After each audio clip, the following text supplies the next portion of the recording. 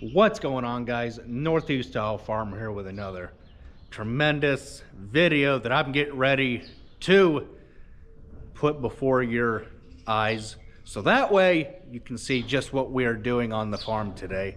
But before we go any further, I would like to simply ask you guys to hit that subscribe button so that way you don't miss any videos that I upload on this YouTube channel. And two, I'd like to invite you as well to hit that bell icon right next to the subscribe button, so that way you don't miss when I upload a video, whether it be yearly, monthly, every 4 weeks, every 3 weeks, every 2 weeks, every other day. You get the idea. So that way you can get a notification on your mobile device, whether it be your phone, your tablet, whatever, that I've uploaded a video. Even the birds are saying, let's get with the video, so let's just do that. 3010's getting the heck out of here. The gator is getting out of here. Put that grain drill in here this weekend. It's got a hydraulic leak, it needs fixed. Get my 3010 out of here. I don't know why for the life of me this thing starts extremely hard. Even with new cables, new batteries, and it still starts hard in the cold. But it's what, a 60-some-year-old tractor. Can't ask a whole lot out of it. So we have found out something on this 8300 Deere, that if you let the tires turn to the right just a little bit, you can get in here to check your engine oil a whole lot better than trying to lean over the darn thing and trying to stretch all the way out there to do the same thing. Just that letting the tires turn a little bit to the right will do for you. We do need to add some antifreeze to this thing, but it'll be a little bit later on. It was like down here, and it's supposed to be up here, but it was good enough for what we needed to do today. It was windy enough that I was able to keep this John Deere 8-liter cool. This has got the same engine, same exact engine actually as our 330 LC Deere. This is just painted green for farm equipment, and the 8-liter PowerTech is painted yellow in the Deere excavator for construction equipment. That's still waiting to plant corn. Not quite ready for that. Need to grab the 7010, sweep the drill out, and so that way, like I said, we can put it in the shop, because that hydraulic hose, or that hydraulic cylinder that I touched the other day on the marker side over here was wet, and we have a hydraulic leak. That is where all this is coming from.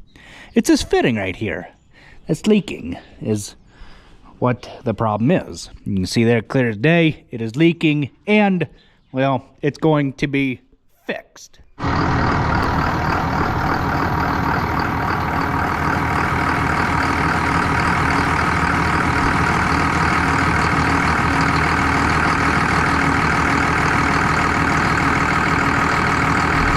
We got this thing going. Yes, I know Pete's gonna get mad that I'm gonna turn the radio off, but I don't care, because it's up a little too loud for my likings, but whatever. It is what it is.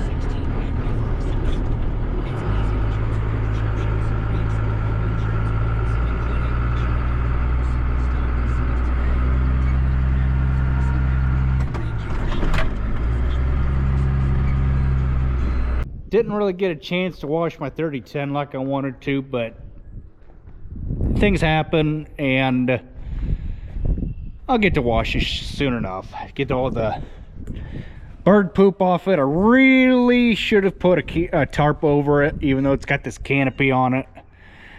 I really should have put a tarp over it, but I mean over the winter, but I wasn't thinking. And I mean, this bird poo come off soon enough. I don't know why the birds didn't nest on there, but they decided to nest on here and poop and make a mess and just, yeah.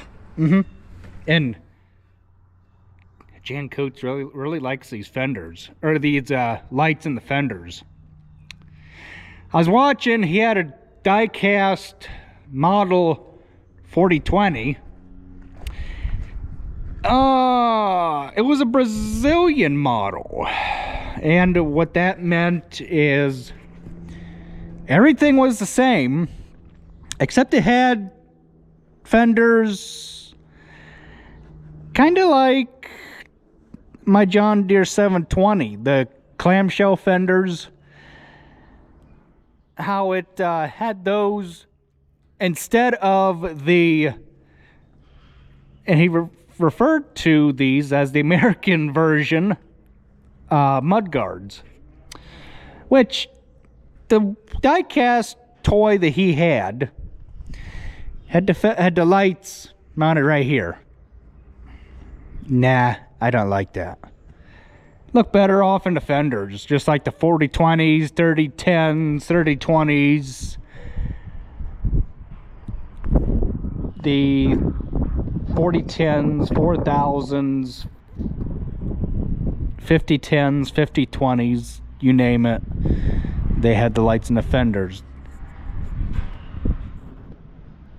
So I was told to clean the drill out. I have no clue how much is left in this thing. We shall, oh, jeepers creepers. Climb ourselves up over top of the shop vac because we failed to open this up first before we put the shop vac up here, but oh good lord.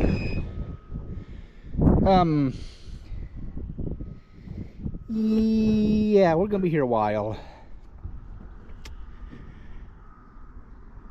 It's dang. Okie dokie then. We'll come up with some way of maybe we'll start with a 5-gallon bucket. We'll just pail the oats in the bucket, just throw them away. I don't know if he wants to save them. I don't know. So we're just going to take all the oats and we're going to bag them for a friend of ours who has some oats he'd like to plant. Yes, they're treated oats in here, but they'll be okay. They'll be fine. Using a 5-gallon bucket to hold my bag, so that way you just make things easier. I don't mean for everybody involved. Got the drill all cleaned out, well, part of the way cleaned out. Got what, 12 bags? 1, 2, should be 12. I got one in the bin yet. Need to clean out. Folded the lights up so we can back it in here, because even with them stupid markers the way that they're designed, they rub the side of the building. So here we go.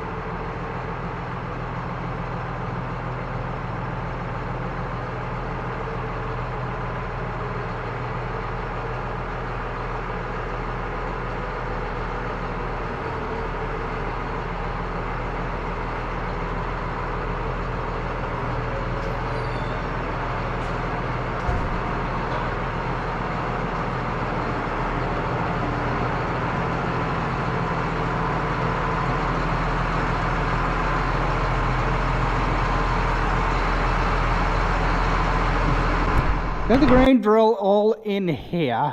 We have some things that need addressing on it. We have a hydraulic oil leak that is leaking right where the zip tie is. We started it. We powered down and got the thing to leak oil in the shop here. This mess was not all entirely from just trying to get the thing to leak. It was leaking yesterday on Pete, and we put a zip tie on it so we knew which hose was leaking. So what we're going to have to end up doing is cutting every single zip tie off of this conundrum of hoses and wires here, uncoupling the zip tie there at the valve body, and then getting that hose remade. We're going to have to do something about this leaking mess over here too. We need to do the same thing. The only difference is it is leaking inside the crimp.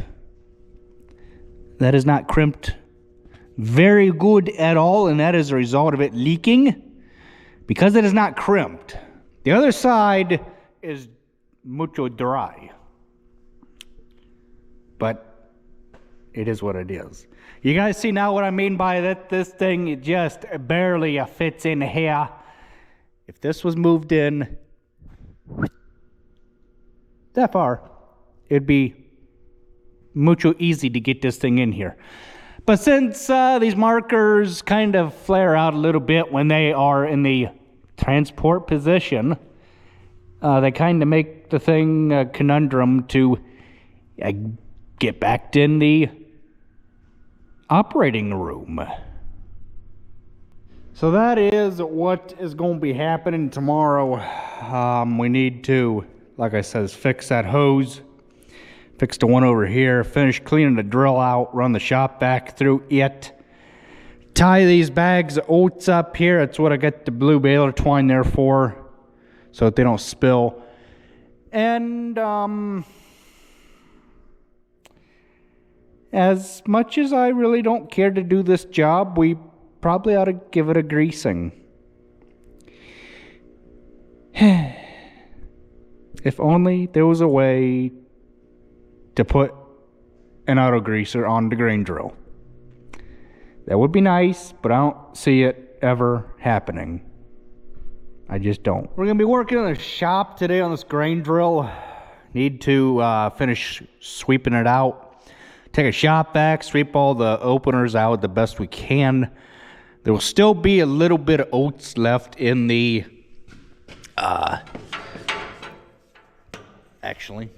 the hoses here, but we're not taking them apart to just clean them out.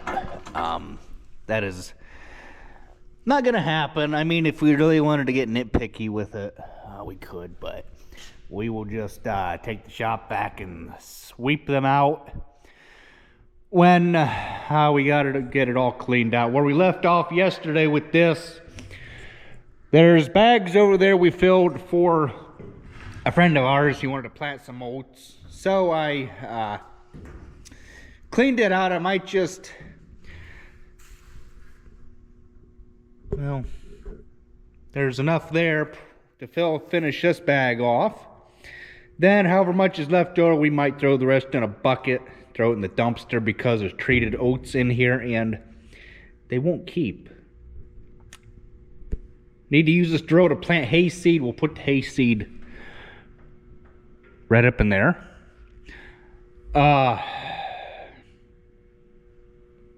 Basically because that's set up for hayseed. The front end of this thing is. And the back is set up for grain.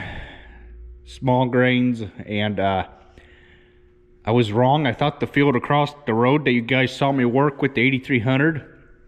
I don't know if I'm going to put that before or after this. But that's going to be hayfield. That was the first hayfield that I actually started doing any kind of work in, as far as hay work and things like that. And then I slowly worked my way up the ladder. So let's quit the yammer yammering and get to cleaning out to here. It's gonna suck because there's no lights to put you guys, or so you guys can see what I'm doing, but we will get this thing cleaned out. Actually, that bag ain't even all the way full. It's probably just a skosh under half. Got it all cleaned out. Now we just need to take the shop back, clean it out even further. Okay, so we've got us some string here. We're gonna tie these bags up. Now you guys will probably, I know there's some of you out there that'll tell me that I'm not doing this right. Well, I don't care. I mean, I do, but I don't.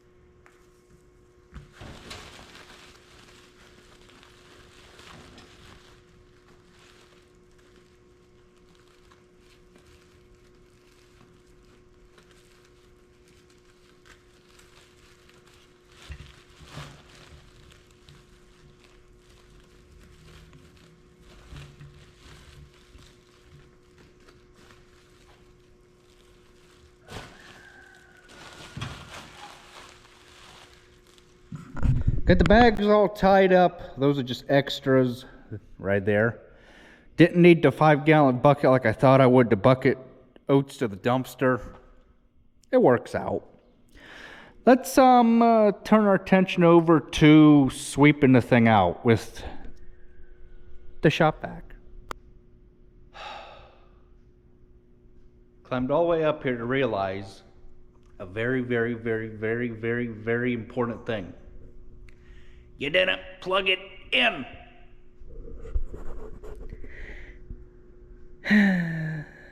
It happens.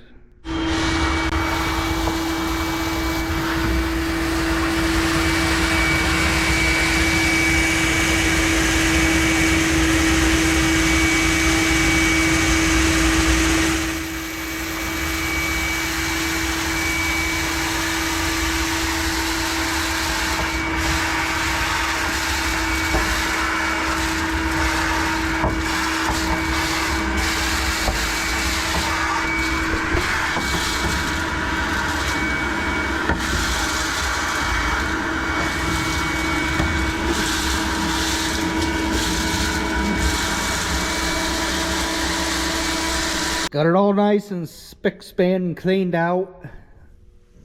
As much as we can do with the shop vac. I missed a little bit right there. I'll have to go back over it again. We clean this end out down here.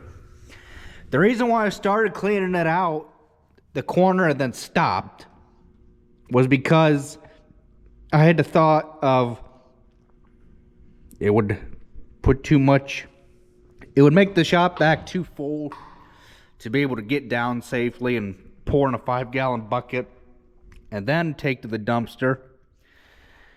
It's just easier to put it in the 5-gallon bucket, take it to the dumpster. Now, sweep what's the remainder of what I can't get with the feed scoop, and then we will clean the rest out with the shop vac. There'll only be just a wee little bit to clean out, and it all needs to come out, because that would be really bad if you had oat straw or oats in general mixed in with hay that you're trying to sell and feed to cattle. Like I said, every little bit I could get out with a scoop and put in a bucket is that much less that'll take up room in that shop vac, and I can get this thing cleaned out of here and get it all done.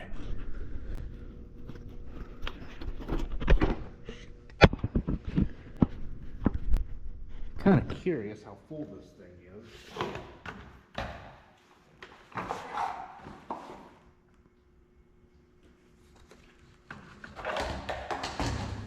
It ain't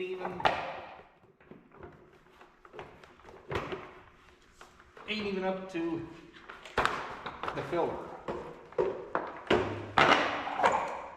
Cool.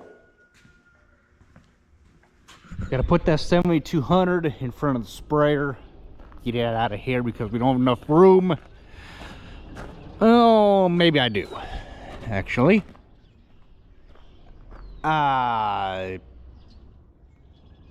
Maybe I do, maybe I don't.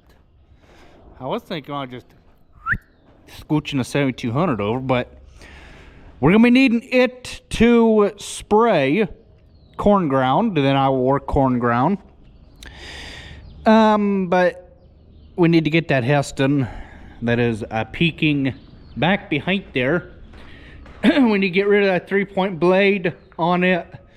Put the fertilizer on, or put the fertilizer spreader on it, so that way we can spread alfalfa with it, and then plant the hayseed with the grain drill.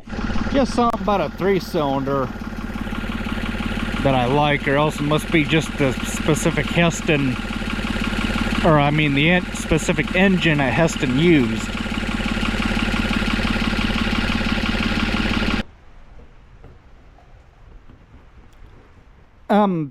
I got a little carried away. Darn it. It happens.